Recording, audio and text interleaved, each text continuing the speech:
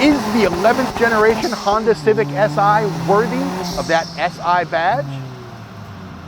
First off, this is a very, very quick and very competent car. The engine feels calm. Everything is very smooth. There's not a big VTEC hit. There's not a big swell of power at any certain point. So you have to kind of watch the tack a little bit and make those 6,500 RPM shifts, which also feels a little weird that you're in a Honda Civic Si and you're shifting at 6,500 RPM, because this is not a high revving car. This is very much a torque mid-range tuned car. So if you look at the specs of this year's engine versus the previous generation, they're both 1.5 liter direct injected turbocharged engines. Last generation's motor was like 205 horsepower, 192 pounds of torque. This generation's engine is down to 200 horsepower, still the same 192 pounds of torque, but the difference is this motor is making 192 pounds of torque down as low as 1,800 RPM. That's crazy. I mean, that's what V8s used to do back in the day, is make all their torque down low, and now Honda Civic SIs are doing it. As such, the car wants you to drive it in the mid-range. It doesn't really want you to wring everything out everywhere. If you make an early shift, it doesn't really punish you for it. The autocrossers among us will want to know, well, how fast does it go in second gear? I was hitting the rev limiter around 55 miles an hour. Now, the nice thing is when you do shift to third, even if you shift to third a little bit early, you're still in the meat of that power band. There is a little bit of power delivery lag. There's a bit of a swell, not to the power curve itself, but to the power delivery. But that's something that you would absolutely get used to driving. You just have to sort of time it so you're dipping further into the throttle a little more earlier in a corner. But through a long sweeping corner, this car is so much fun because it's got so much mid-range and just so much thrust, you know, in the meat of the power band, which is at a very un-Honda-like place on the tack, that you can really control the attitude through the power band, and it makes exits really, really fun.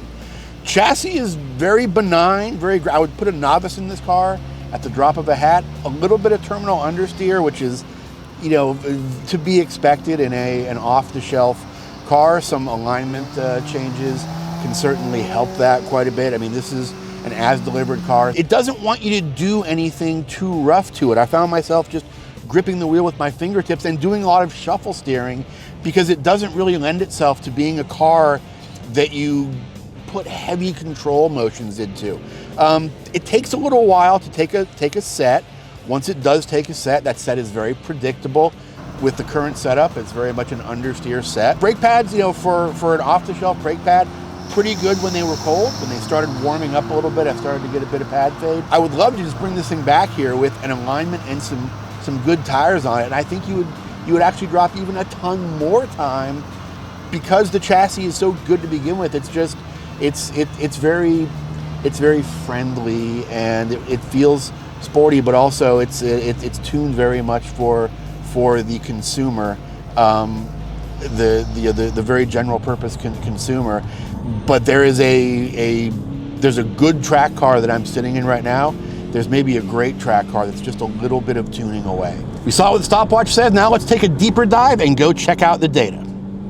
So here we are looking at speed traces of the 2022 Honda Civic Si. That's the blue speed trace, and the red trace is from our former long-term project car, which was a previous generation Civic Si Coupe that we had out there, even on some pretty good tires. And the new car was, and I'm a little bit surprised about this, was a good second and a half faster than the old car. So let's see if the data tells us where that is happening. Well, the first place I see a big difference here is in this section here. Now, this wiggly section that we see these two cars on right now doesn't look very wiggly on the map, and that's because it is basically a series of S's with low curbs that if your car has good enough shocks, you can just kind of pound over all those curbs and take it as what essentially becomes a bumpy straight. And as we can see, the 2022 version of the Civic Si has much better shock control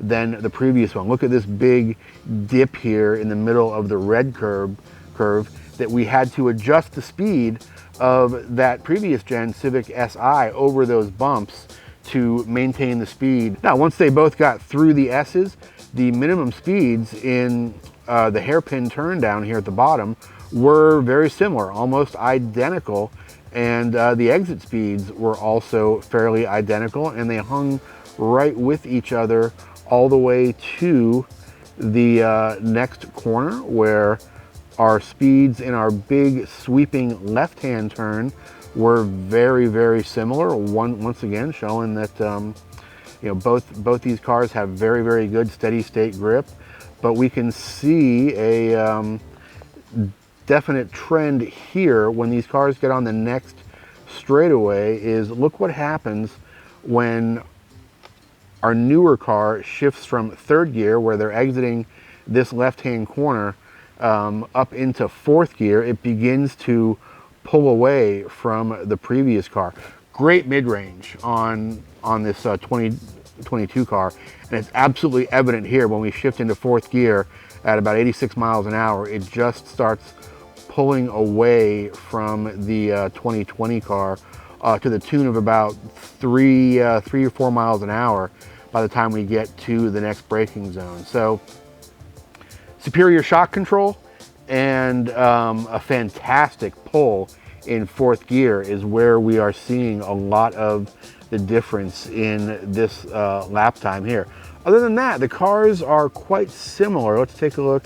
All right, yeah, this is the entry into the fast right-hand kink, which used to be called turn 4 at the firm, is now turn 5. But we can see the newer car, a little bit higher speed through the kink, and again, some of that comes down to shock control, because that is a corner where traditionally you are or could be on the curb on the inside. So you're adding to the radius, but you have to have good enough shocks to accept the hit from that inside curb and not slow you down. And the new Civic appears to do a great job of that. So a much higher average speed through the center of that kink than the old car. But you know, the old car comes right back. So yeah, what I'm seeing here overall is our big difference. There's not a huge difference in steady state cornering, not a huge difference in digging out of the slow corners initially, but once that new car gets up into fourth gear, it starts to put some distance on the old car. And when shock control is at a premium, when you've got bumps, when you've got transitions, when you have a lot of things going on at once, that is where the new car excels as well. Do you like the stuff we're doing here at Grassroots Motorsports? Do me a favor then, go down, like this video, subscribe to our channel, and hit us up online at grassrootsmotorsports.com. We'll see you next time at the track.